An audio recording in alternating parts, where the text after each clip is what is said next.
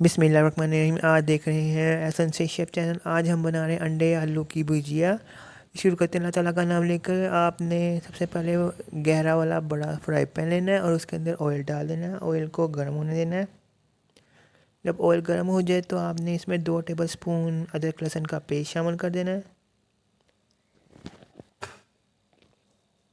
अब अदरक लहसुन के पेस्ट को अच्छी तरह से फ्राई कर लेना है कि इसका कच्चापन दूर हो जाए।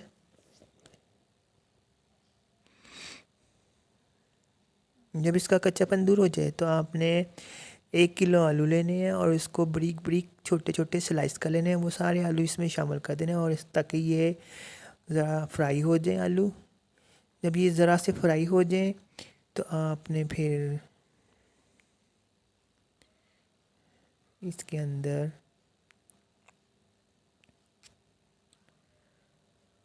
प्याज शामिल कर देना, 2 से 3 अदद चॉप करके, और इसको भी 5 मिनट फ्राई कर लेना है। और फिर इसके अंदर टमाटर शामिल कर देने हैं, तकरीबन 4 अदद चॉप करके। जब ये तीनों चीज़ें अच्छी तरह से फ्राई हो जाएं तो आपने 10 से 12 अदद हरी मिर्चें चॉप करके वो शामिल कर देनी है। अब आपने इसके अंदर 1 टीस्पून काली मिर्च, 1 टीस्पून लाल मिर्च पिसी हुई और 1 टेबल स्पून कुटी हुई लाल मिर्च और 1 टीस्पून हल्दी और 1 table spoon chaat masala, 1 table spoon के करीब नमक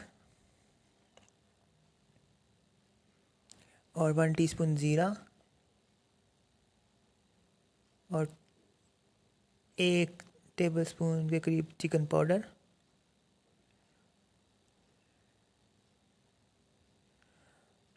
डाल के अच्छी तरह से भून के अब आपने इसके अंदर पानी डाल देना है 1 गिलास के करीब, और धनिया डाल देना हरा।